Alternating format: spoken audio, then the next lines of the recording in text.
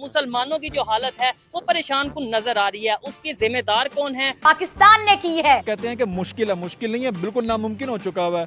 50,000 वाला एक white collar इंसान है, 50,000 में अपने बिल पे करेगा, टैक्सेस देगा, ये क्या करेगा? कुछ नहीं कर सकता। पाकिस्तान कुछ नहीं कर सकता, सिर्फ इंडिया पर भौंक सकता है। इंडिया भारत कर सकता है। पाकिस्तान की इतनी बुरी हालत है कि शब्दों में बयान नहीं की जा सकती। डूबने के दहाने पर खड़ा है, डूबने ही वाला है। कुछ ही दिनों में, कुछ ही महीनों में डूब जाएगा पाकिस्तान बिल्कुल। लेकिन ना, इन्हें चाहिए तो चाहिए बस कश्मीर। अगर तुम्हारे इतना हौसला है तो उसका मुकाबला करो आगे। पता लग जाएगा कि जम्मू कश्मीर से थोड़ा हट के बाहर आओ, पाकिस्तान और हमारे मुजाहिदीन का मुकाबला करो, पता लग जाएगा। अबे तुम्हारी आर्मी की कोई औकात नहीं तो तुम्हारे मुजाहिदीन की क्या औकात है? उन्हें ठोक रहे हैं हम। बेटा कश्मीर छोड़ो, बलूचिस्तान बचा लो। कश्मीर तुम्हें मिल जाएगा, एक शर्त है वो पूरी कर दो, कश्मीर तुम्हें मिल जाएगा। वो तुमने खुद पूरी नहीं करनी है। अल्लाह से फरियाद करो कि कुछ ऐसा हो जाए, किसी दिन सूरज जो है वो रात को उग जाए। जिस दिन ऐसा हो गया, कश्मीर तुम्हारा। पेट के लाले पड़े, खाने के लिए पैसे नहीं है मुल्क में, तो हम जंग कैसे लड़ सकते हैं? इस पाकिस्तान जो बना है इसका ठेका अल्लाह ताला ने खुद लिया है। ये क्या हो गया? ये क्या सुन रहा हूँ मैं? इसका ठेका अल्लाह ताला ने खुद लिया है। मैं कब हो गया ये?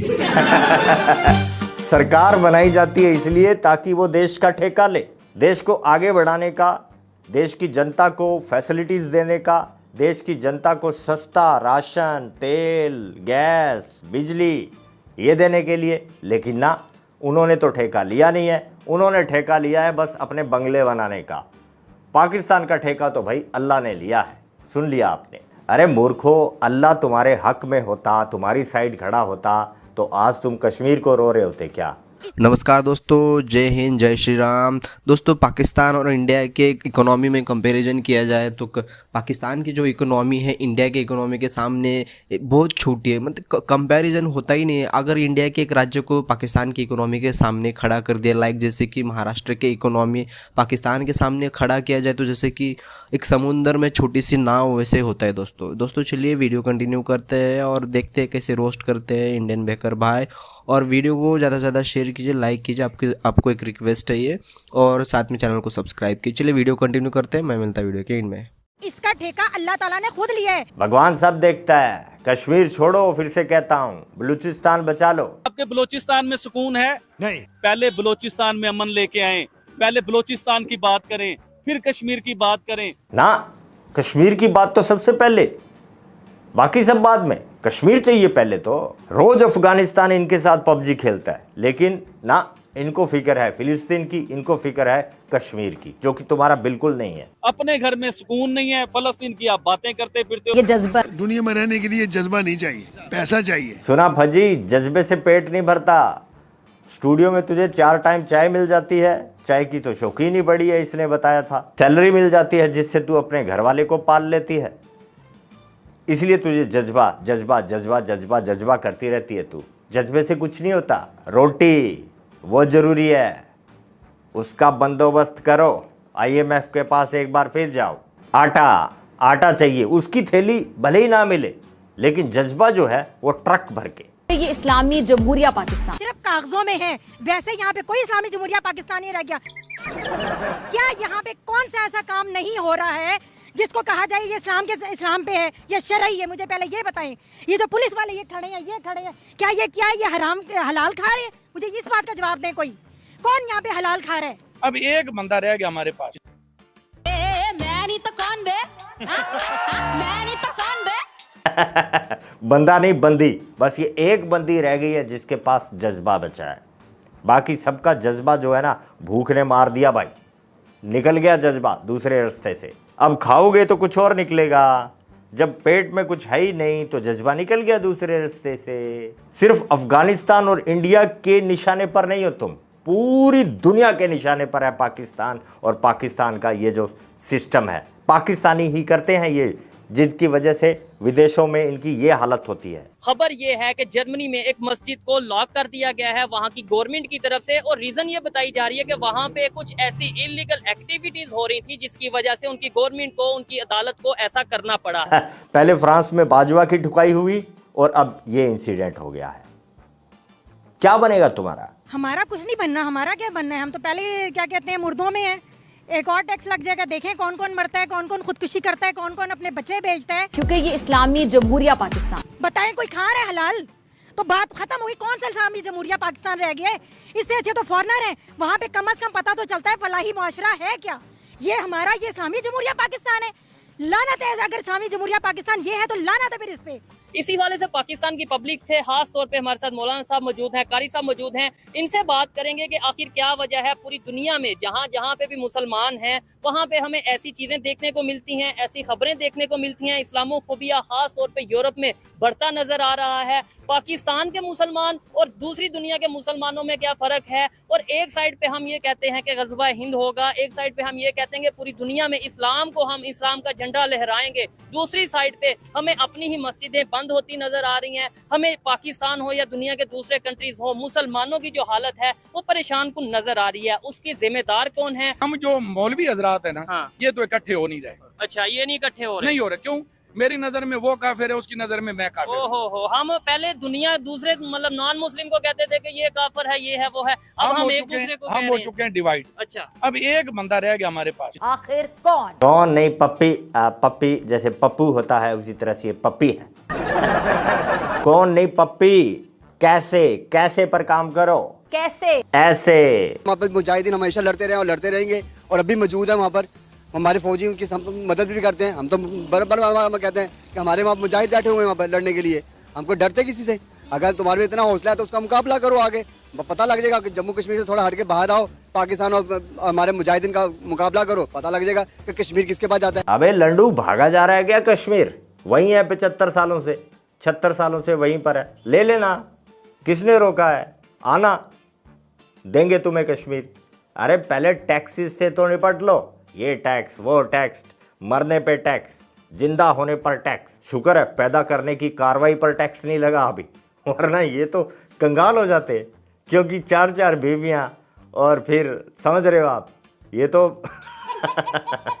कैमरे लगा कर रखने पड़ेंगे। देखना नया कानून आएगा, पाकिस्तान इस चीज़ का भी ब्यौरा रखेगा। खाने पे भी टैक्स लगाएंगे, कफन पे भी टैक्स लगाएंगे, और उसके बाद जिस मैयत जिस चारपाई पे जाएगी उस पर भी टैक्स लगेगा। अगर वो शहर के कब्रिस्तान में होगी तो उसका और रेट होगा टैक्स का।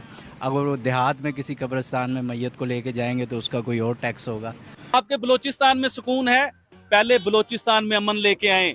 पहले बलोचिस्तान की बात करें, फिर कश्मीर की बात करें, फिर फलस्तीन की बात करें। अपने घर में सुकून नहीं है, फलस्तीन की आप बातें करते फिरते हो। मैंने ये भी देखा है कि हमारे सिक्योरिटी के जो लोग हैं, जो गाड़ियां आ रही थी ना, 100-200 गाड़ियां जो आ रही हैं प्रोटेस्ट में शामिल होने के लिए, जो गाड़ियां आ रही थी उनके टायरों पे डायरेक्ट गोलियां मारी गई हैं कि उनके टायर पंचर कर दिए कि ये लोग आगे तक ना पहुंच सके।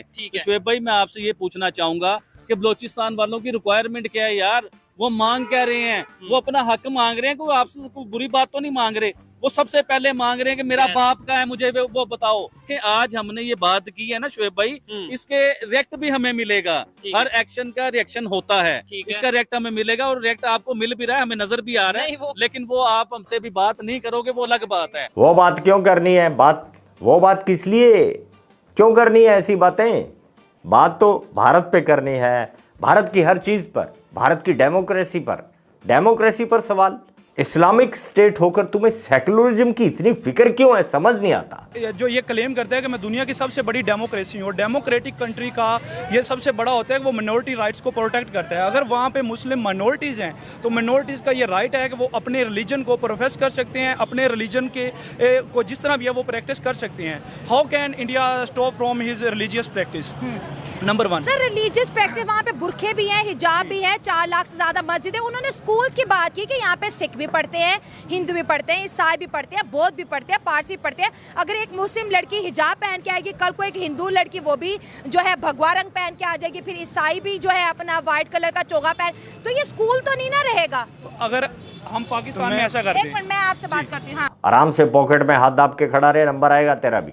अगर हम पाकिस्तान में ऐसा कर दें, उनके जो मंदिर हम उनको कहें कि वो वहाँ जो सर पे पहन के जाते हैं ये अपना तो पहने। वो प्रैक्टिकल लाइफ में करें, स्कूल लाइफ में उन्होंने बैन किया। जिस तरह से फ्रांस ने कहा कि ओलंपिक्स के अंदर आप हिजाब वेयर नहीं कर सकते। मेरे साथ कंडीशंस है ना। मैम देखिए, आप जो बात कर रही है कि फ्रांस ने ओलंपिक में जो हिजाब बैन किया जी, हिजाब बैन किए, सबसे पहले इसका जवाब ये है कि ओलंपिक्स जो है ये गेम है, इसके लिए लोग जाते हैं शुगल के लिए या सैर के लिए जाते हैं। हाँ। जो तालीम है या जो आप स्कूलों का कह रहे हैं, ये एक हर इंसान का एक बुनियादी राइट है। ठीक है, इस पे स्कूल के अंदर यूनिफॉर्म क्यों पहनते हैं? यूनिफॉर्मिटी की वजह से ही पहनते हैं ना, कि सब बच्चे एक जैसे नजर आए। लेकिन अगर कोई उसके ऊपर पाबंदी वगैरह लगाए, हिजाब के ऊपर पाबंदी, तो ये तो गलत बात है, क्योंकि तालीम हर बच्चे का बुनियादी है। फ्रांस कर रहा है वो ठीक हुआ नहीं तो वो शुगल मेले के लिए जो जाते हैं वो फिर ना पहने। अरे ये चोंचले तुम चाइना में क्यों नहीं करते, वहां क्यों नहीं तुम ये सब करते? यूनिफॉर्मिटी का मतलब क्या? यूनिफॉर्म होती है स्कूल के अंदर, यूनिफॉर्म जिसका मतलब सारे एक जैसे। पर ना तुमको तो अलग दिखने में मजा आता है, तुम तो अलग काम करते हो। तुम लोग कोई आम आवाम थोड़ी हो, तुम तो खास हो, तो खास काम करोगे ना। पाकिस्तान में तुम लोगों को गधेड़ा नहीं पूछता और तुम चाहते हो कि पूरी दुनिया तुम्हारे कायदे कानून से चले। अबे पोरकियो, बचाओ अपने आप को, खतरे में हो तुम हर जगह, हर देश में, खुद तुम्हारे खुद के देश में खतरे में ये है, जरूर है, लेकिन इस पाकिस्तान जो बना है इसका ठेका अल्लाह ताला ने खुद लिया है। ये क्या हो गया? ये क्या सुन रहा हूँ मैं? इसका ठेका अल्लाह ताला ने खुद लिया है। मैं कब हो गया ये?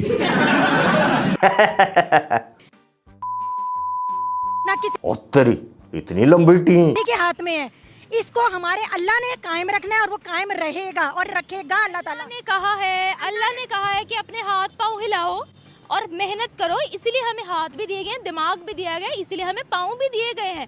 अब एक इंसान खुद अपनी हालत नहीं सुधारना चाह रहा है तो फिर अल्लाह कहता है जैसे तुम मुझसे गमान करोगे मैं वैसा हो जाऊंगा। तो हम तो सुधारना चाह रहे हैं, लेकिन जो सुधारने लगता है उसको उठा के जेलों में बंद कर देते हैं। सुधारेगा कौन, मुझे ये बताएं? जो सुधारना चाहता है, जो अभी मैं आवाज बुलंद करूं, मुझे उठा के जेल में बंद कर देंगे। मेरे घर वालों को पता नहीं होगा कि मैं गई कहाँ हूँ। पीएम सेफ नहीं तुम्हारा, तुम्हारी क्या औकात है? मेन टैग लगता है। मैं तो यही करूंगी।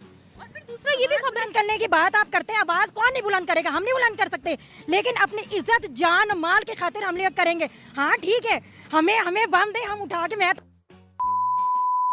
अगर मेरा बस चले मैं बम बांध के उड़ा जाऊं, वहाँ सबको उड़ा दूं। कौन क्या कर रहा है सबके सब देख लें, सबकी वीडियो लीक हो रही है, फलाने सारे अपने अपने आप को बचा रहे, कुछ नहीं ऐसा हो रहा है। अरे ये तो बड़ी खतरनाक आइटम है।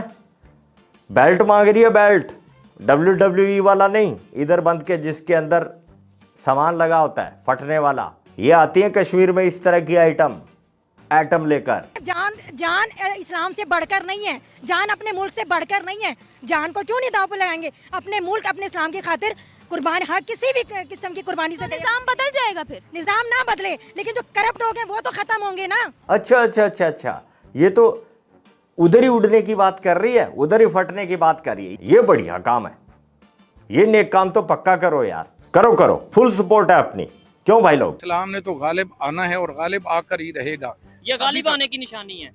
इस्लाम गालिब, इसीलिए तो वो डरते हैं ना। अच्छा। कि कहीं इस्लाम जो है वो हमारे बच्चों तक ना पहुंच जाए। ठीक है। जो लोग ये चाहते हैं कि हमारे बच्चे हमारे मजहब पे रहें, अच्छा। मसलन कोई सोशलिस्ट है, कोई कम्युनिस्ट है, कोई दहरिया है, कोई भी मजहब से ताल्लुक रखता है, हाँ। वो ये नहीं चाहता कि ये लोग इस्लाम की तरफ चले जाएं। जबकि इस्लाम एक दीन का मजहब है। इस्लाम आपको अल्लाह ताला से मिलाता है, रसूलुल्लाह से मिलाता है, जन्नत में लेके जाता है। तुम्हारी इन्हीं हरकतों की वजह से दुनिया डरती है तुमसे। इस्लामोफोबिया वो सिर्फ और सिर्फ एक कंट्री की देन है, वो है पाकिस्तान। सिर्फ और सिर्फ पाकिस्तानी जनता को देखकर पूरी दुनिया का जो इस्लाम है वो, उसकी रेपुटेशन सिर्फ पाकिस्तान ने बिगाड़ी है। IMF के पैसों पे हम पल रहे हैं, तो मेरे ख्याल में नहीं हो सकता इतनी जल्दी जंग। ये तो इंडिया का अपना एक प्रोपेगेंडा है कि वो इसे फैला रहे हैं। हाँ, जन्नत ले लो, आटा जरूरी नहीं है, जन्नत है। वो एक मैडम, उसका क्लिप मुझे अभी मिला नहीं, लगाता मैं, वो बोल रही है कि इधर रोटी नहीं मिलेगी तो कोई टेंशन नहीं, उधर रोटी पक्का मिलेगी। उधर रोटी किसने देखी है? और वैसे भी हमारी संस्कृति के अकॉर्डिंग भी सिर्फ स्वर्ग नहीं होता, एक नरक नाम की चीज भी होती है, जहन्नुम।